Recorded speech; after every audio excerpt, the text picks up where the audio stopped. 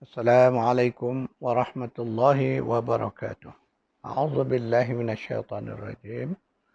Alhamdulillahi rabbil alamin wassalatu wassalamu ala asyrafil anbiya'i wal mursalin wa ala alihi wa sahbihi ajma'in. Allahumma anfa'na bima 'allamtana wa 'allimna ma yanfa'una wa zidna 'ilma. Subhanaka la 'ilma lana illa ma 'allamtana innaka antal alimul hakim. Allahumma amin. Alhamdulillah, syukurillah. Kita masih berkesempatan untuk bersama-sama mentadabur surah Al-Mulk, surah 67 berdasar kepada buku Kerajaan Allah. Tuan-tuan, puan-puan yang memiliki buku ini, kuliah kita berada pada halaman 179. Tuan-tuan dan puan, dalam kuliah yang lalu kita telah mengesahkan apa yang terjadi kepada kaum Nabi Nuh dan juga kepada kaum Nabi Hud alaihi salam. Kaum Nabi Hud ini dikenal juga sebagai kaum Ad. Mereka dibinasakan Allah kerana kufur kepada Allah. Hari ini insya-Allah kita akan melihat pula kisah yang terjadi kepada kaum Samud, iaitulah kaum Nabi Saleh alaihi salam. Kaum Samud adalah kaum yang maju dan berjaya di zamannya. Mereka berjaya membuat rumah di gunung-gunung batu. Mereka mempunyai kemahiran seni bina dengan memotong batu batan di gunung untuk menjadikan rumah kediaman mereka. Mereka ukir dengan begitu indah dan cantik. A'udzubillahi minasyaitonir rajim. Wa thamud alladhina jabu as-sakhra bil wad. Alhamdulillah. Dan terhadap kaum Samud yang memahat batu-batu besar di lembah Wadil Qura, iaitu tempat tinggalnya. Surah 89 ayat 9. Ayat ini pendek nak menceritakan bahawa kaum Samud ini satu bangsa yang mempunyai kemahiran teknologi dan seninya. Mereka dapat memahat gunung-gunung batu untuk menjadi rumah kediaman. Kita hari ini mengambil batu-batu, kita jadikan rumah. Mereka menebuk batu-batu, membuat rumah di dalam gunung batu. Masya Allah. Jadi kaum Samud ini adalah kaum yang kufur kepada Allah. Mereka mensyirikkan Allah dengan menyembah berhala. Maka Allah utuskan Nabi Saleh alaihissalam kepada mereka untuk berdakwah, mengajak mereka beriman. A'udzubillahi minasyaitonir rajim. Wa ila thamud akhahum salihah. قال يا قوم اعبدوا الله ما لكم من إله غيره وأنشأكم من الأرض واستعمركم فيها فاستغفروه ثم توبوا إليه إن ربي قريب مجيب. Dan kepada kaum Samud kami utuskan saudara mereka Nabi Saleh. Dia berkata, wahai kaumku, beribadahlah kamu akan Allah. Sebenarnya tiada ilah bagi kamu selain daripadanya. Dialah yang menjadikan kamu dari bahan-bahan bumi, serta menghendaki kamu memakmurkan bumi ini. Oleh itu minta ampunlah kepada Allah dari perbuatan syirik. Kemudian kembalilah kepadanya dengan taat dan tauhid.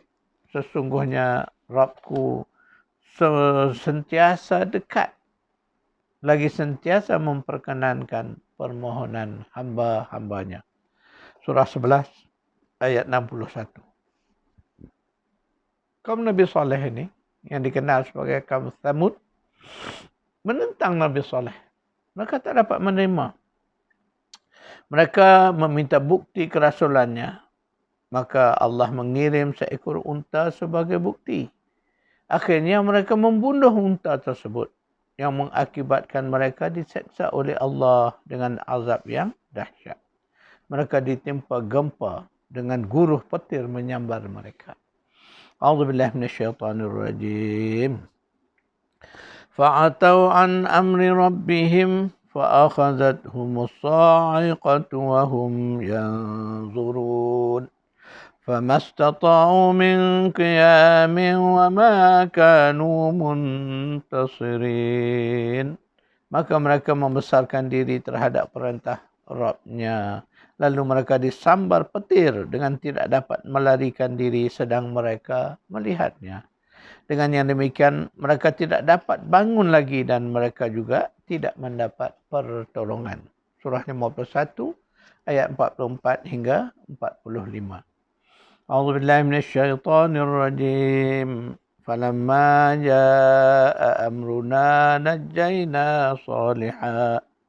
نجينا صالحا والذين آمنوا معه برحمة منا ومن خزي يومئذ إن ربك هو القوي العزيز وأخذ الذين ظلموا الصيحة فأصبحوا في ديارهم جاثمين كأن لم يغنوا فيها ألا إن ثمود كفروا ربهم ألا بعدا لثمود.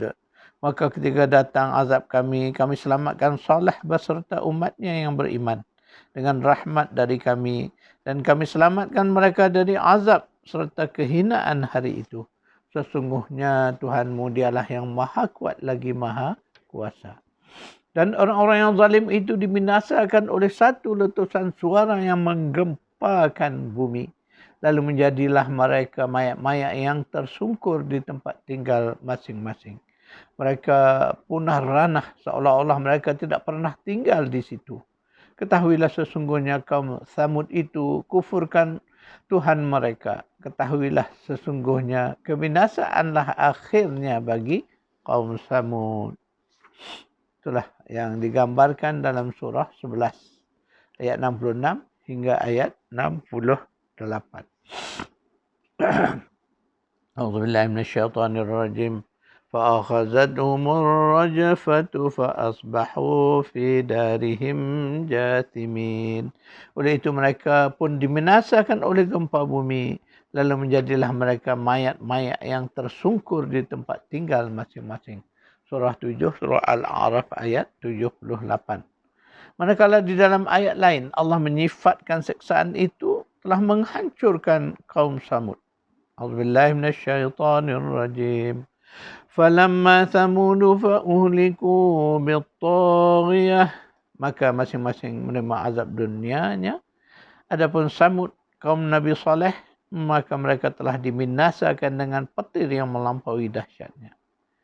Nah, itulah gambaran Al-Quran tentang siksaan yang menimpa kaum Tsamud, kaum Nabi Saleh, kerana mereka menderhaka, kufur kepada Allah, menentang Rasul yang Allah kirimkan, iaitulah Nabi Saleh alaihissalam. Maka akhirnya Allah seksa mereka dengan suara guntur yang merupakan gempa. Akhirnya mereka semua mati di tempat tinggal masing-masing. Jadi ayat-ayat yang telah kita baca itu jelas ya menceritakan bagaimana suasana keadaan yang menimpa kaum Samud.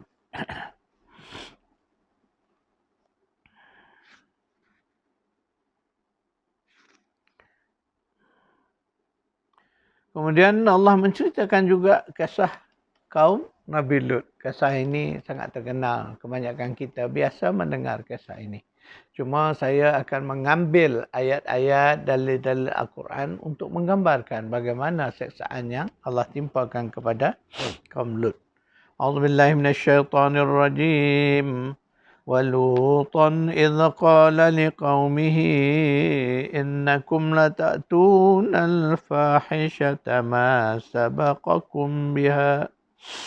ما سبقكم بها من أحد من العالمين أئنكم لتأتون الرجال وتقطعون السبيل وتأتون في ناديكم المنكر فمن كان جواب قومه إلا أن قالوا ائتنا بعذاب الله إن كنت من الصادقين. Dan ingatlah peristiwa Nabi Lut ketika dia berkata kepada kaumnya, sesungguhnya kamu melakukan perbuatan yang keji yang tidak pernah dilakukan oleh seorang pun dari penduduk bumi ini sebelum kamu. Patutkah kamu mendatangi seorang lelaki untuk memuaskan nafsu syahwah kamu? Dan kamu memotong jalan lalu lalang untuk tujuan jahat kamu. Dan kamu pula melakukan perbuatan yang mungkar di tempat-tempat perhimpunan kamu. Maka kaumnya tidak menjawab selain daripada berkata secara mengejek-ejek, datangkanlah kepada kami azab dari Allah yang engkau janjikan itu, jika betul engkau dari orang-orang yang benar. Surah 29 ayat 28 dan 29. Demikianlah Al-Quran nak menggambarkan betapa degil, melampaunya kaum Nabi Lut. Mereka kaum yang dikenali sebagai pengamal seks, seks sumbang ataupun dipanggil seks songsang. Jadi apa hari ini kita kenali sebagai homoseks. Jadi itulah kata-kata Nabi Lut kepada mereka, mengingatkan mereka tentang perbuatan keji yang mereka lakukan. Maka Nabi Lut alaihissalam berdakwah memujuk mereka, namun mereka tetap degil, kekal dengan amalan-amalan songsang itu. Akhirnya Allah turun azab. Allah turunkan azab berupa lontaran batu-batu panas dari langit, yang menimpa mereka, membakar mereka. Kemudian Allah benamkan mereka ke dalam bumi. Dan itulah hari ini sejarawan menyebut bahawa di kawasan Laut Mati itulah tempat terjadinya kisah azab seksa kepada kaum Lut ini. Jadi tempat lokasinya masih kekal untuk jadi ibrah kepada umat yang datang di kemudian hari. Itulah kisah kaum Nabi Lut. Nabi Lut ini adalah seorang rasul yang hidupnya di zaman Nabi Ibrahim alaihissalam. Mereka bersaudara. Ada yang disebut sebagai sepupu.